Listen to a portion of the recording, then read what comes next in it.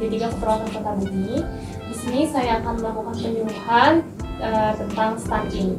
Waktunya kurang lebih 10-15 menit. Apakah ibu bersedia? Bersedia.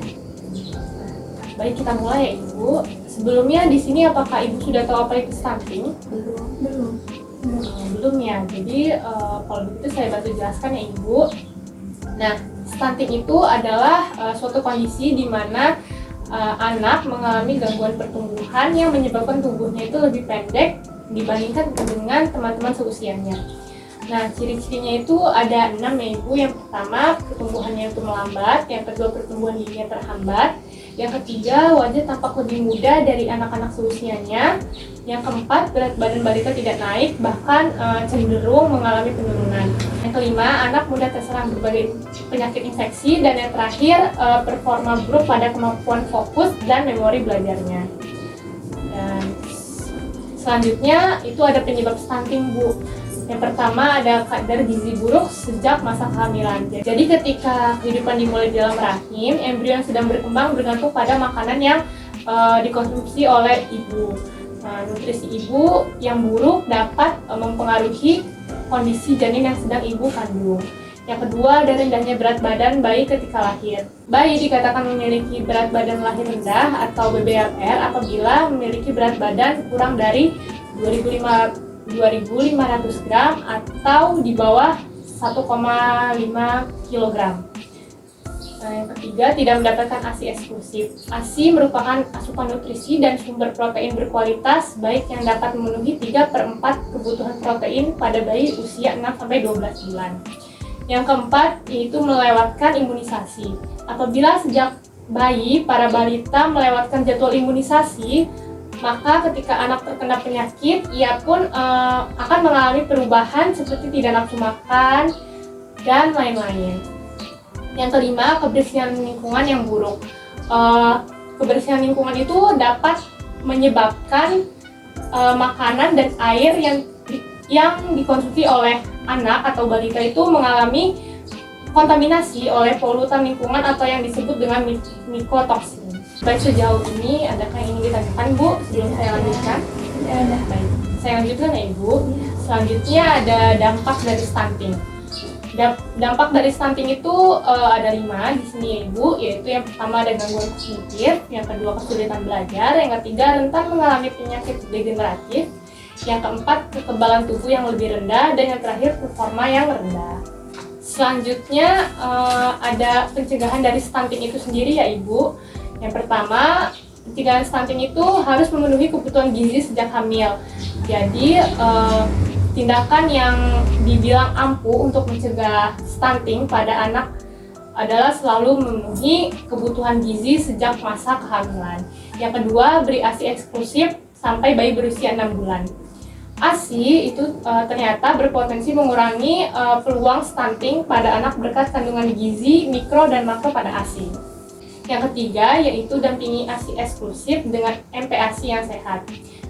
Dalam hal ini pastikan makanan-makanan yang dipilih bisa memenuhi gizi, makro dan mikro yang terkandung di dalam ASI untuk mencegah stunting. Yang keempat, terus memantau tumbuh kembang anak di posyandu. Jadi ibu harus sering-sering ya Bu, jangan sampai ibu melewatkan imunisasi atau posyandu. Bawa si bayi ibu, anak ibu secara berkala ke posyandu maupun klinik khusus anak. Yang terakhir yaitu selalu jaga kebersihan lingkungan. Contohnya adalah akses air bersih dan fasilitas sanitasi. Jadi anak-anak itu sangat rentan akan serangan penyakit, terutama kalau lingkungan sekitarnya itu kotor.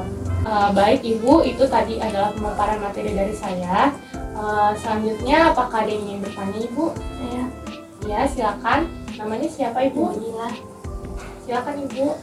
Kalau anak yang sudah terkena stunting itu bisa kembali normal atau tidak Ibu? Baik, saya langsung jawab ya Ibu. Tadi pertanyaannya apakah pertumbuhan anak stunting itu bisa kembali normal? Jawabannya sayang banget, soalnya stunting itu merupakan kondisi gangguan pertumbuhan yang tidak bisa dikembalikan seperti semula. Artinya ketika seorang anak telah mengalami stunting sejak masih balita, pertumbuhannya itu akan terus melambat sampai dia tuh tumbuh dewasa. Hal itu dapat dicegah dengan cara memberikan nutrisi yang cukup saat masa kehamilan. Tepatnya ya selama 1000 hari pertama kehidupan anak. Apakah bisa dimengerti Ibu? Bisa. Nah, tadi kan sudah nih sesi diskusinya. Sekarang saya yang gantian bertanya kepada ibu-ibu semua. Nah, di sini saya mau bertanya Bu, apa sih itu stunting? Ada yang bisa jawab? Silakan Ibu. Jadi stunting itu di mana kondisi pertumbuhan anak tidak sesuai dengan seusianya. Betul sekali Ibu. Selanjutnya pertanyaan kedua ya Ibu, apakah Ibu bisa menyebutkan ya, ciri-ciri dari stunting itu apa? Bisa. Namanya siapa Ibu? Ibu Tiara. Saya jawab ya.